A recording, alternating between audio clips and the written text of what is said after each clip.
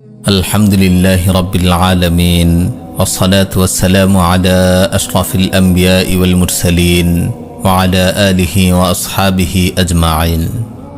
একজন মুমিন আল্লাহকে ভয় করে, এটাই মুমিনের চরিত্র, মুমিনের বৈশিষ্ট্য। আল্লাহকে ভয় করা অনেক বড় ইবাদত। আল্লাহকে ভয় করার মাধ্যমে বান্দার তাওহীদ পূর্ণতা পায়। আল্লাহর ভয়ের ঘাটতিতে তাওহীদের পূর্ণতায় ঘাটতি আসে। আল্লাহর ভয় মুমিনের অন্তরে তাকওয়ার সৃষ্টি করে। আল্লাহর ভয় মুমিনের মর্যাদা বৃদ্ধি করে।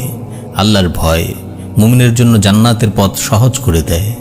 রাব্বুল আলামিন কুরআনুল কারীমের বহু আয়াতে আমাদেরকে আদেশ করেছেন আমরা যেন তাকে ভয় করি। তিনি ইরশাদ করেন, ওয়া ইয়্যায়া ফারহাবুন, এবং তোমরা শুধু আমাকেই ভয় করো। ফালা তাখশাউন নাস ওয়াখশাউনি, অতএব তোমরা মানুষকে ভয় করো না, বরং আমাকে ভয় করো। সালফে সালিহিন তাদের জীবনে রবের ভয়কে খুব গুরুত্ব দিতেন, গুরুত্ব দিয়ে এটার উপর আমল করতেন। আবু সুলাইমান রাহিমাহুল্লাহ বলেন, মা ফারাকাল খাউফু কলবান ইল্লা খারিবা, যে অন্তরে আল্লাহর ভয় থাকবে না সে অন্তর বিরান বিধ্বস্ত হয়ে গেল। ইব্রাহিম বিন সুফিয়ান রাহিমাহুল্লাহ বলেন, আল খাউফু ইযা সাকানাল কলবা আহরাকা মাওদিআ আশ-শাহওয়াতি মিনহু, যখন অন্তরে আল্লাহর ভয় জায়গা করে নেয় তখন সে ভয় সকল শাহওয়াতকে, সকল প্রবৃত্তির চাহিদাকে জ্বালিয়ে পুড়িয়ে অন্তর থেকে বিদায় করে দেয়। ওয়াতারাদা রাগবাতাদ দুনিয়া আনহু, আর আল্লাহর ভয় অন্তর থেকে দুনিয়ার প্রেম ভালোবাসা দূর করে দেয়। জুন্নুন রাহিমাহুল্লাহ বলেন, মানুষ ততক্ষণ দিনের পথে থাকে যতক্ষণ তাদের অন্তরে আল্লাহর ভয় বিরাজমান থাকে, আর যখন মানুষের মন থেকে ভয় উঠে যায় তখন তারা পথ হারায়। প্রিয় ভাই আমার, আল্লাহর ভয় মনে লালন করা আমাদের উপকারের জন্যেই, কারণ ভয় না থাকলে আমরা ইবাদতের ব্যাপারে অলস হয়ে পড়ব। এমনকি ভয় না থাকার কারণে মানুষ গোমরাও হয়ে যায়। আমরা আগুনকে ভয় করি, তবে আগুনের রবকে ভয় করব না কেন? আমরা জানি জাহান্নাম আগুনে ভরপুর, তবে কেন ভয় করব না সেই রবের অবাধ্যতা করতে, যে রব অবাধ্যদের জাহান্নামের আগুনে নিক্ষেপ করবেন। যে রব হলেন আল আজিজ, প্রবল পরাক্রমশালী, আল জব্বার, প্রতাপশালী, আল মুতাকাব্বির, নিরঙ্কুশ শ্রেষ্ঠত্বের অধিকারী, আল কাহ্হার, প্রবল পরাক্রান্ত, আল কাউই, পরম শক্তির অধিকারী। এমন রবকেই তো আমাদের ভয় করা উচিত। তার কুদরতের বাইরে আমরা কেউই নই, তাই আমাদের ভয় করা উচিত যে আমাদের গুনাহের সময় তিনি আমাদের সহজেই পাকড়াও করতে পারেন। আমরা যখন তার অবাধ্য হই তখন তিনি নিমিষেই আমাদের শেষ করে দিতে সক্ষম। তাই আসুন তাকে ভয় করি, তার অবাধ্যতা থেকে দূরে থাকি। আল্লাহকে ভয় করা ঈমানের আবশ্যক বৈশিষ্ট্য। রাব্বুল আলামিন ইরশাদ করেন, ফালা তাখাফুহুম ওয়া খাফুনি ইন কুনতুম মুমিনিন, তোমরা তাদেরকে ভয় করো না, আমাকেই ভয় করো যদি তোমরা মুমিন হও। একজন ব্যক্তি আল্লাহকে ততটুকু ভয় করে যতটুকু মজবুত তার ঈমান। যদি রবের ভয় আপনার মাঝে কম থাকে তার অর্থ আপনার ঈমান ততটুকু দুর্বল। ইবনুল কাইয়িম রাহিমাহুল্লাহ বলেন, আল খাউফু আলামাতু সিহহাতিল ঈমান, আল্লাহর ভয় ঈমান বিশুদ্ধ হওয়ার আলামত। অন্তর থেকে ভয় চলে যেতে থাকার অর্থ হলো অন্তর থেকে ঈমান চলে যাওয়া। যে আল্লাহকে ভয় করে সে জাহান্নামে প্রবেশ করবে না, জাহান্নামের আগুন তার দুই চোখকে স্পর্শ করবে না। রাসূল সাল্লাল্লাহু আলাইহি ওয়াসাল্লাম বলেন, লা ইয়ালিজুন নার রাজুলুন বাকা মিন খাশিয়াতিল্লাহ, যে ব্যক্তি আল্লাহর ভয়ে কাঁদে সে জাহান্নামে প্রবেশ করবে না। রাসূল সাল্লাল্লাহু আলাইহি ওয়াসাল্লাম আরো বলেন, আইনানে লা তামাসসুহুমান নার, আইনুন বাকাত মিন খাশিয়াতিল্লাহ ওয়া আইনুন বাতাত তাহরুসু ফি সাবিলিল্লাহ, এমন দুটি চোখকে কখনো আগুন স্পর্শ করবে না। প্রথমত এমন চোখ যে চোখ আল্লাহর ভয়ে ক্রন্দন করেছে, আর এমন চোখ যে চোখ জিহাদের পথে পাহারায় রাত জেগেছে। যে আল্লাহকে ভয় করে সে ইবাদতে এগিয়ে থাকে, মন্দ কাজ বর্জনে এগিয়ে থাকে। রাসূল সাল্লাল্লাহু আলাইহি ওয়াসাল্লাম বলেন, মান খাফা আদলাজা ওয়া মান আদলাজা বালাগাল মানজিল, যেজন শত্রুর ভয় করে সে রাতের শুরুতেই সফর শুরু করে দেয়, আর যে রাতের শুরুতেই সফর শুরু করে দেয় সে নিরাপদে গন্তব্যে পৌঁছে যায়। অর্থাৎ যেজন আল্লাহকে ভয় করে সে যেন এখনই রবের অবাধ্যতা ছেড়ে আনুগত্য অবলম্বন করে। রাতের শুরুতেই সফর শুরু করলে যেমন শত্রুর সকালবেলার আক্রমণ থেকে রক্ষা পাওয়া যায়, ঠিক তেমনি অবাধ্যতা ও গুনাহের জিন্দিগি ছেড়ে ন্যাকের পথ অবলম্বন করলে আখিরাতের আযাব থেকে মুক্তি পাওয়া যায়, জান্নাতের মালিক হওয়া যায়। যারা সত্যিকারের আলিম তারাই আল্লাহ তাআলাকে সবচেয়ে বেশি ভয় করে, কারণ যেজন আল্লাহ সম্পর্কে যত বেশি জানে তিনি তত বেশি পরিমাণে আল্লাহকে ভয় করে থাকে।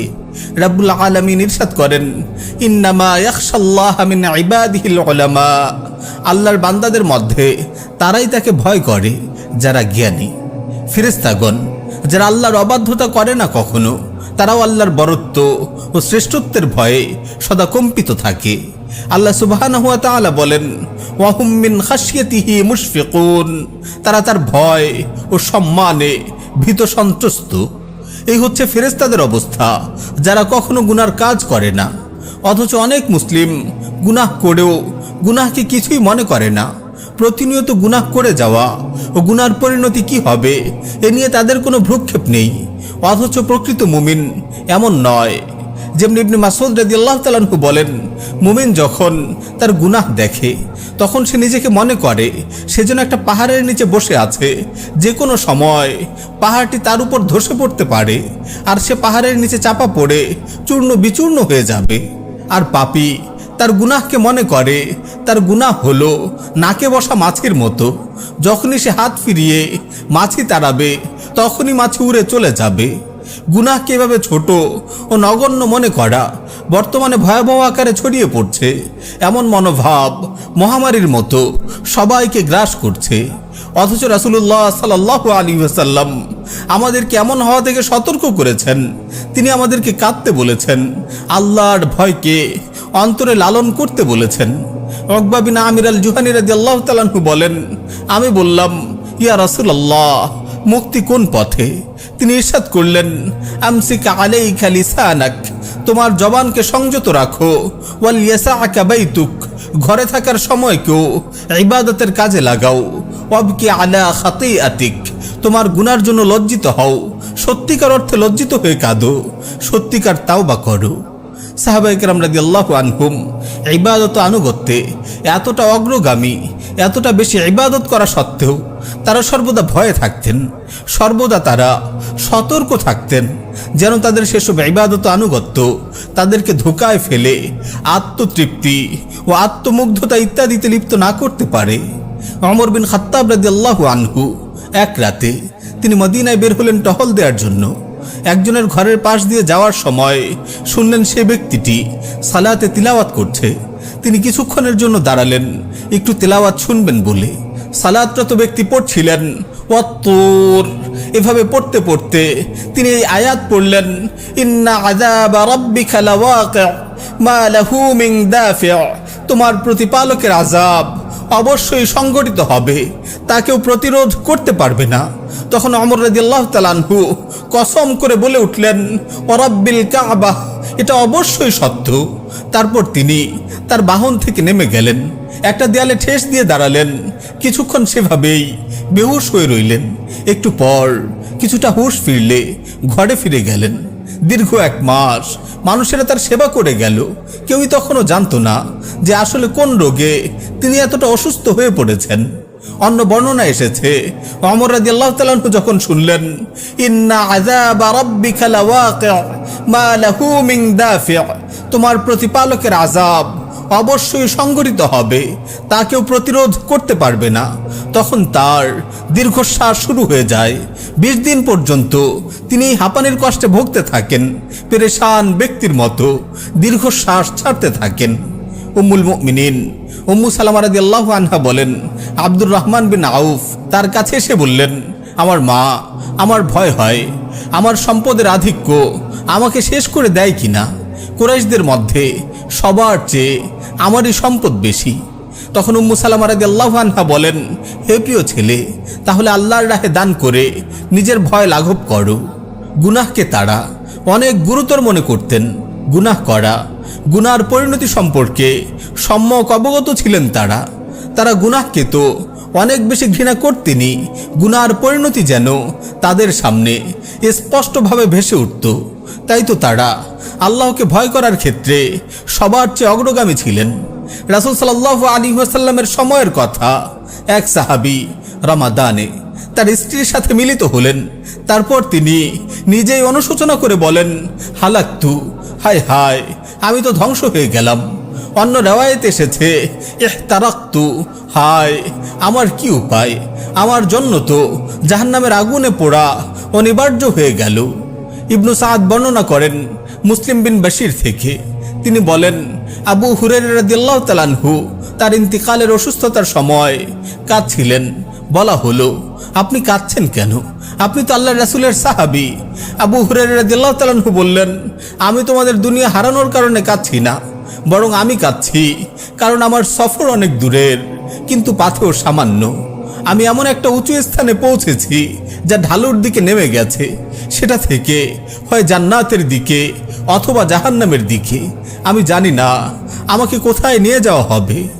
প্রিয় ভাই, আল্লাহর ভয় আযাব থেকে মুক্তি, আল্লাহর ভয় ঈমানের মজবুতি, আল্লাহর ভয় জান্নাতের পথ, আল্লাহর ভয় নিয়ামত প্রাপ্তির পথ।